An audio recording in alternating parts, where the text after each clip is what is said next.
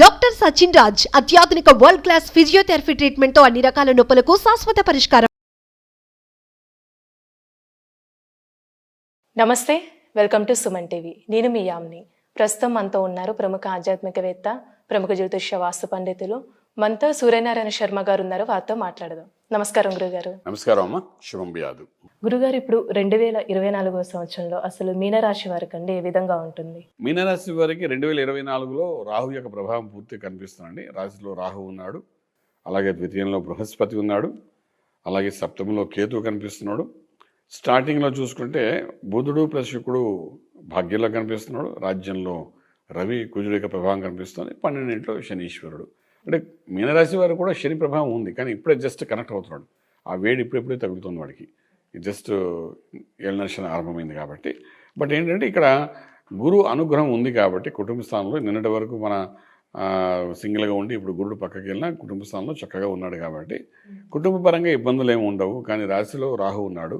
ఇక్కడున్న ఈ రాశిలో ఉన్న రాహుతో కూడా పెద్ద మనకి ఇబ్బంది ఉండదు. కారణం ఏంటి, రాహు ఏ నక్షత్రం మీద ఉంటే ఆ నక్షత్రము, ఏ రాశిలో ఉంటే ఆ రాశి యొక్క ప్రభావం, ఆ రాశ్యాధిపతి యొక్క ప్రభావం చూపిస్తాడు కాబట్టి రాహు వల్ల మనకి ఏం ఇబ్బంది ఉండదు మీన రాశి వారికి. అలాగే బృహస్పతి వల్ల ఇబ్బంది ఉండదు. ఈ యొక్క ఆలోచించుకోవాల్సి వస్తుందంటే భాగ్యంలో ఉన్న శుక్రుడు ప్లస్ కుజుడు, శుక్రుడు ప్లస్ బుధుడు, ఈ 2 గ్రహాలు ఏదో ఒక లక్, స్త్రీ మూలకంగా ఒక లక్, అన్నదమ్ముల ద్వారా ఒక లక్, 2 లక్స్ దీనికి ఫేవర్ అవ్వడానికి అవకాశం ఉంటుంది. సో ఒకవేళ వాళ్ళు ఏమైనా అన్నదమ్ములు కానీ ఆడవాళ్ళు కానీ ఇంట్లో ఆడవాళ్ళు కానీ ఏదైనా ఒక ప్రపోజల్తో కానీ ముందుకు వస్తే దాన్ని ఖచ్చితంగా యాక్సెప్ట్ చేయడానికి ప్రయత్నం చేయాలి.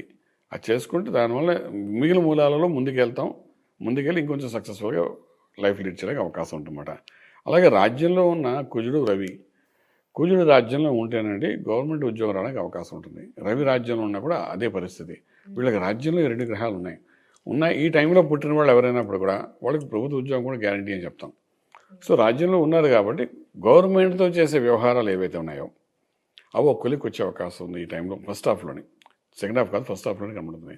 అలాగే ప్రభుత్వంతో లావాదేవీలతో పాటు కోర్టు వ్యవహారాలు ఏమైనా ఉంటే అది కొంతవరకు సెటిల్మెంట్ అవ్వడానికి అవకాశం ఉంటుంది. Out of court way settlement అవ్వడానికి అవకాశం ఉంటుంది.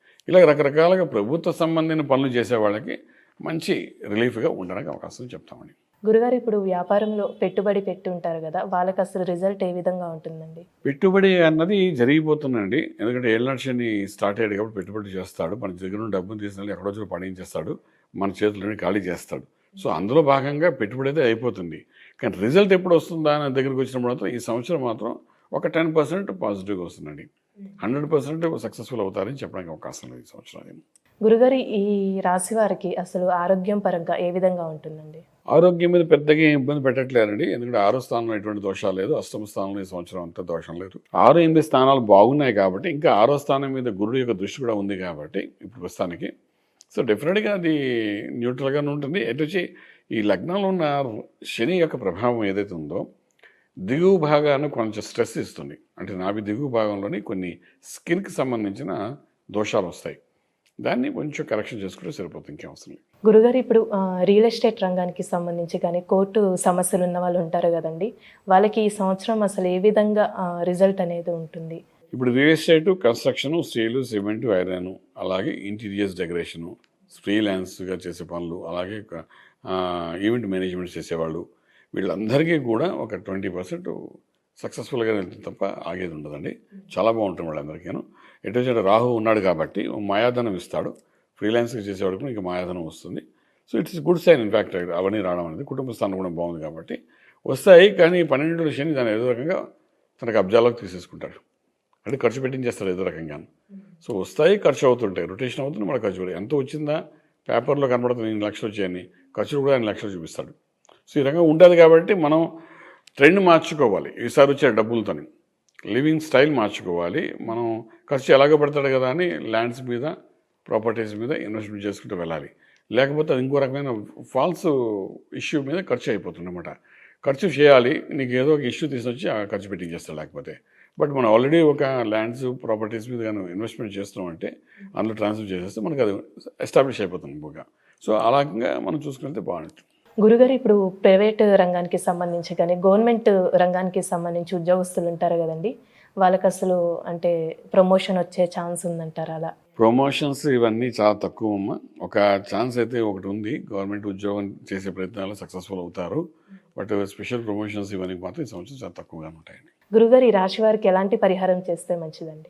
పరిహారం మళ్ళీ ఇక్కడ గురుమంత్ర సాధన చేయాలమ్మా. ఎందుకంటే రాహు యొక్క ప్రభావం రాశిలో ఉంది కాబట్టి డెఫినెట్గా గురుమంత్రం చేయాలి. ఈ సంవత్సరం కాదు, వచ్చే సంవత్సరం కూడా చేయాలి. ఎవరిని గురువుగా భావిస్తే ఆ గురువు యొక్క మంత్రాన్ని సాధన చేసుకుంటూ వెళ్ళాలి. అలా చేసుకుంటూ వెళ్తే కొంతవరకు రాశిలో ఉన్న రాహు ప్రభావం కానీ 12 ఉన్న శని యొక్క ప్రభావం కానీ ఈ రెండు మనకు అటాక్ కాకుండా మనకు కొంత సపోర్టింగ్ ఉంటుంది. శరణ్యం ఇంకా గురువే సర్వస్వం అనుకుని చేసుకుంటూ వెళ్ళాలని చాలా అవసరం పడుతుంది. ఆ విధంగా చేసుకుంటే వరి అవసరం ఏమి ఉండదని. చాలా చక్కగా తెలియదు గురుగారు. ధన్యవాదాలండి. శుభం బియాదం.